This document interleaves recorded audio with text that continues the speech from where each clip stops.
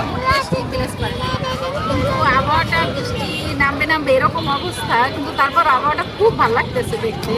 অনেক লোক আসছে, প্রচুর লোক আসছে ভিলেজ পার্কে, শুক্রবারে অর্ধেক ভিড়। কিন্তু বৃষ্টি সেটা কেউ মানতেছে না, আবহাওয়াটা সত্যি খুব ভালো লাগতেছে।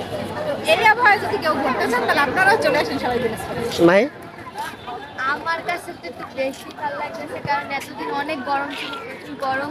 আমার প্রতিদিন স্কুলে আসতে অনেক সমস্যা হয়েছে, কিন্তু এখন বৃষ্টি পড়তেছে, আবহাওয়াটা অনেক বেশি ঠান্ডা। আমার কাছে তো অনেক বেশি ভালো লাগতেছে, মন চাইছে একটু বৃষ্টিতে ভিজি, কিন্তু ভিজতে পারবো না কারণ আমার জ্বর হওয়ার সম্ভাবনা আছে। আমার একটু বৃষ্টিতে ভিজলেই জ্বর হয়ে যায়, কষ্টের বিষয়।